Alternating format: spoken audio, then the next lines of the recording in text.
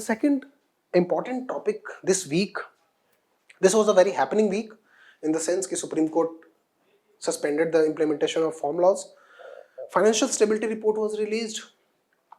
The advance estimates were released, है ना. Economy के पॉइंट ऑफ व्यू से बहुत इंपॉर्टेंट वीक है. The whole January to Feb till like the budget comes out, it's going to be a very important week, है ना. Very soon the economic survey will also come out. After that the budget will come out, है ना. तो you will have to keep a watch on all this. ठीक है. तो financial stability report and financial stability and development council, ठीक है. तो this is our topic. उसमें हम क्या डील करेंगे? Financial stability report and it's finding. Financial stability report is released by RBI, ठीक है. आरबीआई क्या करता है? पूरे कंट्री का मैक्रो प्रूडेंशियल फाइनेंशियल स्टेबिलिटी का एनालिसिस करता है. वो एनालिसिस कैसे करता है? कंप्यूटर बेस्ड सिमुलेशंस, ठीक है. जो अवेलेबल इनपुट्स हैं आरबीआई के पास इंडियन इकोनॉमी के बारे में, उन इकोनॉमी के बेस उन डेटा के बेसिस पे RBI makes a model, economic model बनाता है कंट्री का और उस मॉडल पे स्ट्रेस टेस्ट करता है. स्ट्रेस टेस्ट मतलब अगर उन वेरिएबल्स के, मतलब अगर हमारे इकोनॉमी रिसेशन आ गया, हमारी इकोनॉमी किन वेरिएबल्स के साथ डील कर रही है आगे, है ना, कि रिसेशन आ गया, आगे इकोनॉमी में सीवियर रिसेशन आ गया तो उसको सीवियर स्ट्रेस टेस्ट कहते हैं, ठीक है. तो that is called stress test. Like if I put this is a glass in my hand, ठीक है, if I do like this, ठीक है, तो इसका स्ट्रेस टेस्ट हो गया कि मीन्स इस पेन से मैं कितने फोर्स तक इसको ब्रेक कर सकता हूँ. That is called stress test in layman language, ठीक है. तो similarly what RBI does is it makes a computer model, it makes a computer simulation model of the whole Indian economy, ठीक है, on the basis of available data from various inputs like industrial index of production, है ना, like labor bureau से, है ना, फिर ministry of statistics and plan implementation से, ठीक है. तमाम जगह से डेटा कलेक्ट करके and they perform a stress test on this and then they find out just before the budget, ठीक है, कि what is going to be the macro economic structure of the country, यानी how country is going to behave अगले quarter में, अगले half yearly में economy किस path पे होगी. It's kind of extrapolation kind of thing, ठीक है. I hope you understood that. Now we are going to deal with financial stability report and its finding, financial FSDC, what is FSDC, and global financial stability report. Fine. Financial stability report is released by RBI, है ना. It shows the collective assessment of financial FSDC, Financial Stability and Development Council, on risk and resilience of the economy. Resilience का मतलब क्या है कि at till what level is the economy going to survive any stress, ठीक है, that is called resilience. And risk मतलब amount of risk that is present in the economy, ठीक है. तो major finding, it is a bi annual publication, हर 2 साल में एक बार पब्लिश, 1 साल में 2 बार पब्लिश होता है, ठीक है. Capital to risk weighted asset ratio, ठीक है. The first one is, the first parameter to which this report is prepared is CRAR, capital to risk weighted asset ratio. Now what is CRAR, है ना, ये important है. Capital to risk weighted asset ratio, ठीक है, capital to risk weighted asset ratio, that is capital, I don't know what has happened to the screen today, maybe because we are more in need of the screen today, that is why the screen is behaving in a fashion it is not expected to, ठीक है. तो okay, हाँ, तो capital to risk weighted asset ratio, capital, ठीक है, ratio का मतलब होता है division in a very simple term, ठीक है, capital upon risk weighted asset, ठीक है. हमारी इकोनॉमी में बहुत सारे एसेट्स हैं, ठीक है. जैसे बैंक्स का जो लोन्स बैंक जो देता है वो क्या है? एसेट है बैंक के. जो बैंक डिपॉजिट एक्सेप्ट करता है वो बैंक की लायबिलिटी है. क्यों? क्योंकि it has to pay back it in some time. तो ये रेशियो जो है अगर हाई होगा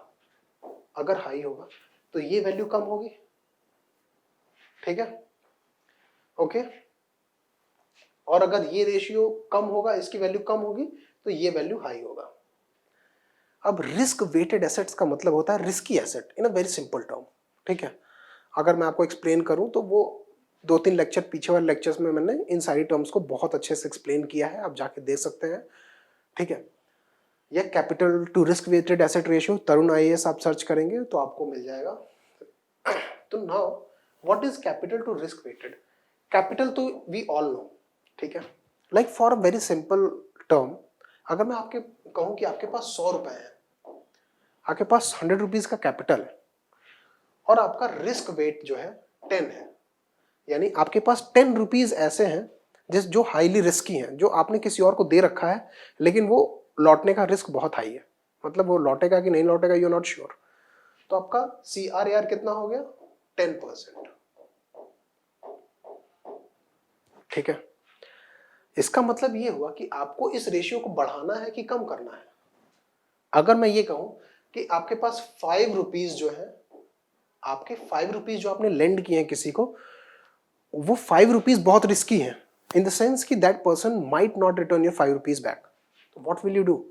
5 टाइम्स 20, 5 20 is 100, दैट इज 20% हो गया capital to risk weighted asset ratio. That is now your capital, आपका रिस्क वेट जब कम होता जाएगा तो आपका CRAR बढ़ता जाएगा। Understood? Understood? Simple. 100 by 10 is equal to 10, 100 by 5 is equal to 20। यानी आपके रिस्की एसेट्स को अगर आप कम करते चले जाओगे तो ये वैल्यू बढ़ती चली जाएगी। बेसल प्रिस्क्रिप्शन है 8.8%, यानी बेसल नॉर्म्स कहते हैं कि एट मैक्स आपका capital to risk weighted asset ratio 8.8% होना चाहिए। फाइन। मतलब इससे ज्यादा ही होना चाहिए हमेशा, ठीक है। तो नाउ अगर हम ये देखें Basel prescription, we all know Basel 3 norms were issued post 2008 apocalypse of obviously recession, we all know, ठीक है। The CRAR of scheduled commercial banks improved from 14.7% in March 2020 to 15.8% in September 2020। Fine. मार्च 2020 में 14.7% था हमारा capital to risk weighted asset ratio, यानी हर 100 rupees पे हमारे रिस्की जो मतलब हमारा जो रिस्की एसेट्स है 14.7% से हमारा 15.8% CRAR की वैल्यू इंक्रीज हुई। दैट मीन्स हमारा रिस्की एसेट्स की वैल्यू कम हो गई है। अंडरस्टूड? रिस्की एसेट्स का मतलब जो लोन्स के रिटर्न होने की प्रोबेबिलिटी कम होती है उनको हम रिस्की एसेट्स कहते हैं, ठीक है। तो उनकी वैल्यू कम हुई है, दैट मीन्स कि banks have been performing well. Now what is gross NPA? NPA any loan है ना, एनी आउटस्टैंडिंग लोन जिसका इंटरेस्ट या principal payment has been delayed by 3 months, more than 3 months, ठीक है। तो उसको 90 डेज के जो डिले को हम कहते हैं the asset has turned into non-performing one, that means it is not performing its due, मतलब the asset was intended to perform in the fashion कि it makes some returns, ठीक है, like in the form of interest, ठीक है। अगर आपका interest या principal amount भी अगर 3 मंथ से ज्यादा डिले हो गया है पेमेंट करने के लिए, ठीक है, लाइक बैंक ने किसी को लोन दिया है, वो इंसान बैंक को 3 मंथ से ज्यादा इंटरेस्ट नहीं दे पाया है, 3 मंथ से इंटरेस्ट पे डिफॉल्ट कर रहा है 3 मंथ से ज्यादा टाइम से, तो वो लोन जो होगा वो NPA में चला जाएगा। तो NPA की वैल्यू हमारी कम होनी चाहिए कि ज्यादा होनी चाहिए? NPAs कम होनी चाहिए, CRAR ज्यादा होना चाहिए। Understood? Gross NPA of scheduled commercial bank declined from 8.4% to 7.5%, ठीक है, इट्स गुड। ग्रॉस NPAs हमारे डिक्लाइन हुए हैं, लेकिन फ्यूचर प्रेडिक्शन क्या है? The gross NPA of all scheduled commercial banks में increase from 13.5% to in September 21 under baseline conditions, ठीक है। अगर हम नेक्स्ट पेज पे देखें तो this is projection of bank NPAs, ठीक है, bank NPAs। This is actual, मतलब व्हाट इज द एक्चुअल, अभी हमारा NPAs का क्या स्टेटस है, बेसलाइन। अगर इस एक्चुअल जो अभी स्टेटस है 9 पब्लिक सेक्टर बैंक्स का 9.7% NPA है। फाइन। आज की डेट में जो सर्कमस्टांसेस एग्जिस्ट करते हैं उन सर्कमस्टांसेस के बेसिस पे सितंबर 2021 में, बेसिकली सितंबर 2021 में, नेक्स्ट ईयर सितंबर में पब्लिक सेक्टर बैंक्स का जो एनपीए है 16.2% होगा, that is called base line. फिर मीडियम स्ट्रेस एंड फिर सीवियर स्ट्रेस। अगर इकोनॉमी में मीडियम काइंड ऑफ स्ट्रेस आता है, लाइक कोविड का सेकेंड या थर्ड वेव, ठीक है, तो ये होगा। उससे भी ज्यादा कोविड का सेकेंड थर्ड वेव आता है, मोस्ट ऑफ द इंडस्ट्रीज बंद हो गई हैं, और ये जो जो रिसेशन काइंड ऑफ सिचुएशन है वो रिटर्न बैक नहीं होती है, डिमांड स्लम्प खत्म नहीं होता है, that will be called severe stress. उस केस में पब्लिक सेक्टर बैंक्स का 17.6% will be the NPA. Current is 9.7%, 17.6% is predicted in September 21. यानी कमिंग ईयर एनपीएस की वैल्यू बहुत ज्यादा हाई हो सकती है in case of public sector banks. ठीक है, ये प्राइवेट बैंक्स का सिचुएशन है, ये फॉरेन बैंक्स का सिचुएशन है, ये सारे scheduled commercial banks. Scheduled commercial bank RBI act 1935 में जो भी शेड्यूल में मेंशन्ड है वो सारे शेड्यूल्ड कमर्शियल बैंक्स होते हैं। फाइन, तो उन बैंक्स का सारा सिचुएशन 14.8% है क्यूमुलेटिव। ठीक है, this is called NPA, gross NPA prediction by. ठीक है, the third one is provision coverage ratio. Provision coverage ratio का मतलब होता है when a bank extends a loan. ठीक है, तो उस लोन पे जो प्रॉफिट्स होते हैं उन प्रॉफिट्स का एक certain percent the bank has to keep aside so that in case the loan is going to turn to become non performing asset, like 2 months का डिले हो गया और इंटरेस्ट पेमेंट उस लोन पे नहीं वापस आया है बैंक को, उस केस में द बैंक कैन प्रोविजन। ठीक है, the bank can at least cover some loss. ठीक है, तो whenever a bank makes profit, तो it has to set aside some of the profit in form of PCR, that is called provision coverage ratio. Basel prescribes the standard PCR to be 70%. ठीक है, लेकिन हमारा PCR has improved from 66.2% to 72.4%. That is PCR has improved. ठीक है, now sovereign debt has also increased. Sovereign debt मतलब country का debt, because obviously Aatmanirbhar Bharat package and all these packages have led to a huge fiscal deficit, है ना, जिसकी वजह से boring बहुत ज्यादा हो गई है। Fiscal deficit is already going to be very high, है ना, तो उसकी वजह से क्या हो गया, सॉवरेन डेट भी इंक्रीज हो गया है। फाइन, तो these are the primary findings of financial stability report on the basis of available data. Now it will be updated in February also, है ना, उसके बाद the picture will be more clearer. These are the findings of financial stability report.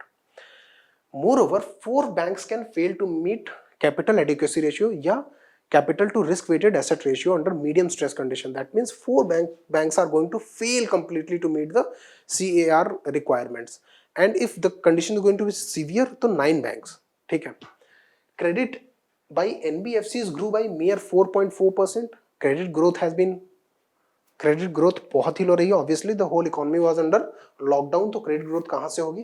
Fine, तो credit growth by NBFC non banking financial corporations बहुत poor 4.4% against 22% in 2019 in the same quarter, same half yearly. ठीक है, stressed valuations, now this is a very important thing what our head of RBI, he has said that stretched valuations may affect the financial stability and the risk appetite as the risk appetite of investors die down. What is stretched valuations? We have seen that the whole country, basically the whole world, most of the world has gone into lockdown post February, March, April. ठीक है, but still the share market is going rallying up. ठीक है, मतलब there is no actual business taking place, but still the share market is rallying up. This is a very contradictory situation as to how. ठीक है, now what Mr. Shaktikant Das has said that stretched valuations, ठीक है, stretched valuations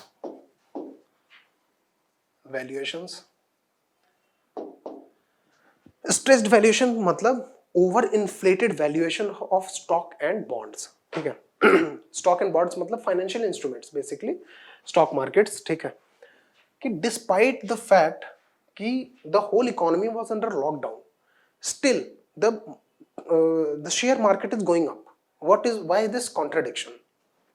ठीक है, तो what that is called stressed valuation. ठीक है, मतलब the valuation of these financial instruments have been rising despite the fact कि there has been no economic activity in the economy. So this is going to affect the macro prudential framework of the country. That is going to affect the macro financial stability of the country. क्यों? I'll explain it in a very lucid fashion as to how. अब valuation stretch होने की वजह क्या है? पहली बात तो the first thing is Fed rate are cut. Fed rates have been cut. ठीक है, Fed rates मतलब United States Federal Reserve sorry United State Federal Reserve has cut down the rates. ठीक है, after the country was put into lockdown. Fed rates मतलब lending rates, lending rates. ठीक है, अब अगर फेड अपनी लेंडिंग रेट कट कर देगा तो सारे बैंक्स के लेंडिंग रेट्स भी कम हो जाएंगे. That means interest rates are low. Interest rates are low. Interest rates in the market are low. ठीक है, मतलब the credit is available at a cheaper cost. Now second thing is liquidity infusion. ठीक है, liquidity infusion. ठीक है, अगर international level पे देखें तो liquidity in the sense federal reserve और यूरोपियन सेंट्रल बैंक, जापान का जो सेंट्रल बैंक है, इन सारे बैंक्स ने बहुत ज़्यादा लिक्विडिटी इन्फ्यूज़ की है. इनके गवर्नमेंट्स ने बहुत ज़्यादा लिक्विडिटी इन्फ्यूज़ की है इस लेवल तक का कि जो फिस्कल डेफिसिट है इन कंट्रीज का is going to be around 6 to 20%. Fiscal deficit is going to be around 6 to 20%. ठीक है, that means a very high liquidity. ठीक है, दो ये इन दोनों के कॉम्बिनेशन की वजह से नाउ इंटरेस्ट रेट्स लो होने का बॉन्ड के वैल्यू पे क्या इफेक्ट पड़ता है. ठीक है, will see it in a very brief कि इंटरेस्ट रेट्स लो होने पे बॉन्ड की वैल्यू पे क्या असर पड़ता है. इंटरेस्ट रेट्स लो हैं. ठीक है, इंटरेस्ट रेट्स लो हैं,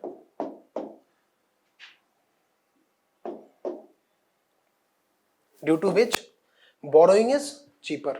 ठीक है, तो बहुत सारे लोग बोरो कर रहे हैं at a very cheaper cost. This has pushed and availability of liquidity has pushed the disposable income. ठीक है, डिस्पोजेबल इनकम जो है लोगों की वो बढ़ गई है. Disposable income has increased.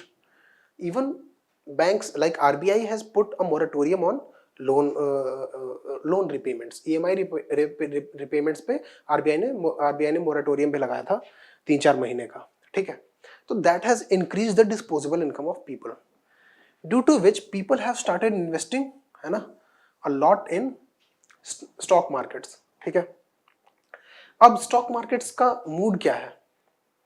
The stock markets are predicting that the Fed rates are low, lending बहुत ज्यादा हाई होने वाली है जिसकी वजह से इन्वेस्टमेंट बहुत ज्यादा होगा इकोनॉमी में, और लिक्विडिटी बहुत ज्यादा है. फिस्कल डेफिसिट हाई होने की वजह से गवर्नमेंट बहुत ज्यादा इन्वेस्ट कर रही है. दैट मीन्स इंफ्रास्ट्रक्चर डेवलपमेंट बहुत हाई होगा. This expectation, this anticipation is putting जो द मूड ऑफ मार्केट है ना, मूड ऑफ मार्केट को ये बूस्ट कर रहा है, is getting boosted up. Mood off market is getting boosted up in the sense कि सारी कंपनीज बहुत पॉजिटिव हैं कि सेकेंड या थर्ड क्वार्टर ऑफ 2021 तक इकोनॉमिक एक्टिविटीज विल रिवाइव.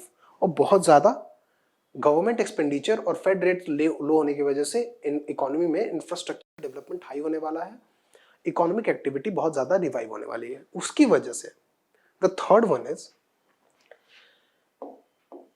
जो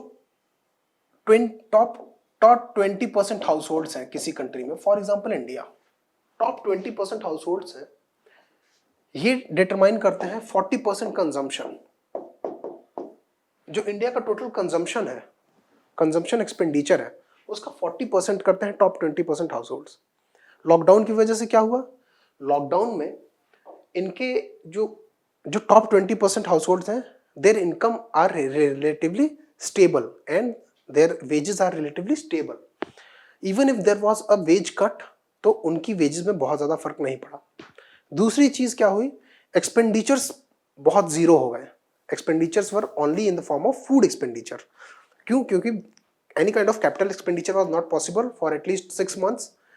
3, 4, 5, 6 months, है ना, due to which the savings of these 20% households has increased. Fine. The savings of these 20% households has increased, due to which the risk appetite of the investors, ठीक है, these people are investing heavily into the stock markets. Why? Because of the buoyed या increased what? Increased savings. इनका savings increase हो गई, इनका risk appetite बढ़ गया है, इनके रिस्क लेने की कैपेसिटी एबिलिटी बढ़ गई है. Now what mister Shaktikanta Das has said is कि as soon as this risk appetite dies out, ठीक है, तो the stock markets may crash, and since stock markets and banks and all these institutions and corporate are interconnected, ठीक है, तो economy में बहुत strong effect इसका पड़ सकता है, ठीक है. तो that is why he has warned the investors कि they should always think about the larger risks, larger term, long term risks, ठीक है. I hope you understood this कि how stretched valuations may affect the financial stability as the risk appetite of the investors die down. Fine. Now what is Financial Stability and Development Council? ठीक है. First of all, इसका parallel, इसके दो parallels exist करते हैं. The first one is Financial Stability Board. इसका parallel India में है financial stability and development council, ठीक है. The second one is global financial stability report. India में कौन है? Financial stability report. Fine. Financial stability board is under bank of international settlements, ठीक है. Financial Stability Development Council is under Government of India. Global Financial Stability Report is prepared by IMF, ठीक है. Financial Stability Report is prepared by RBI. Financial Stability Report represents the risk assessment of Financial Stability Development Council. That is, whatever the Financial Stability Report says, Financial Stability Development Council agrees to it. ठीक है. That is how this report came into being. Although the report is being prepared by RBI, released by RBI. ठीक है. तो इन चीजों को differentiate करना आपको exam में हेल्प करता है. That is how you perform analytical studies. ठीक है. तो Financial Stability and Development Council was formed in 2010 after 2008. जो 2008 में ग्लोबल इकोनॉमिक रिसेशन आया था, उसके बाद बेसल 3 नॉर्म्स आए 2010 में, एंड उन्हीं नॉर्म्स की परस्यूएंस में इंडिया में भी क्या हुआ, रघुराम राजन कमेटी की रिकमेंडेशन पे 2010 में financial stability and development council का फॉर्मेशन हुआ, ठीक है.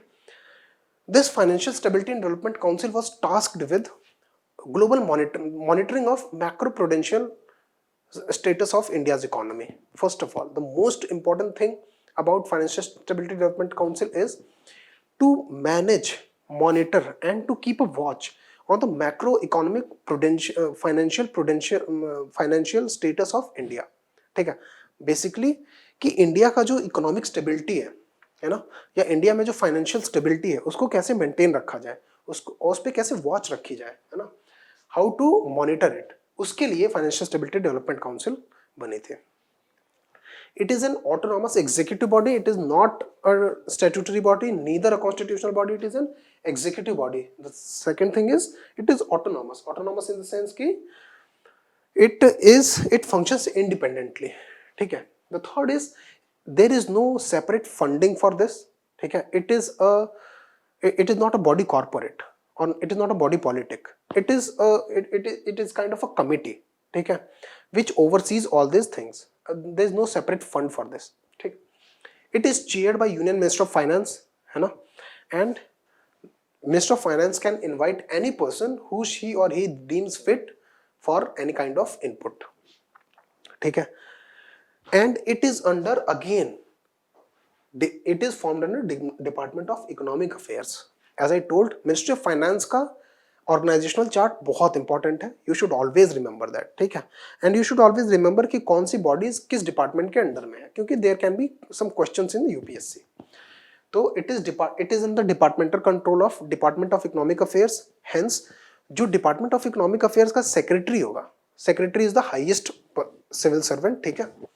तो in any department, like cabinet secretary is highest civil servant of India.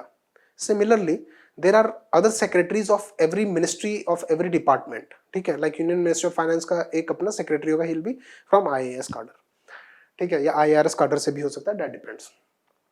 Similarly, the Department of Economic Affairs का जो secretary होगा वो secretary होगा इस council का भी। क्यों? क्योंकि it is under the departmental control of Department of Economic Affairs. Fine. Organizational structure 2019 में there was a major amendment in this the organizational structure of FSDC, Financial Stability and Development Council. I'll tell what are the changes that were made. First of all, chairperson is Union Finance Minister. Members originally when it was formed in 2010, the members of FSDC were Governor of RBI, Chairman of SEBI, Chairman of IRDA, Chairman of PFRDA. Because Financial Stability Development Council also keeps a interdepartmental coordination, ठीक है, due to which हर जगह से data collect करना है और हर सारे departments को बताना है कि how to deal with the financial situation, ठीक है। तो इंडिया में जितने भी फाइनेंस से इंपॉर्टेंट रिलेटेड बॉडीज हैं उनके चेयरमैन इस बोर्ड के मेंबर होते थे, ठीक है। बट 2019 के अमेंडमेंट के बाद chairman of Insolvency and Bankruptcy Board of India has been added. The Secretaries of Ministry of Corporate Affairs has been added. Ministry of Information Technology, MeitY, ठीक है। ये वाला added इसलिए हुआ क्योंकि आधार है ना, आधार was being used largely on the financial issues, इसलिए MEIT का सेक्रेटरी को भी ऐड किया गया। Department of financial services, fine. Department of economic affairs, department of economic affairs क्यों? क्योंकि डिपार्टमेंट ऑफ इकोनॉमिक अफेयर्स के डिपार्टमेंटल कंट्रोल में है। तो these are the members of FSDC and what work does the FSDC do? FSDC is primarily an autonomous body that what work it does? It maintains a watch on the macro prudential economic structure या financial structure of country कि India में, और इसके बाकी काम भी हैं like promoting literacy, financial literacy is also one of the task that this council is having, ठीक है।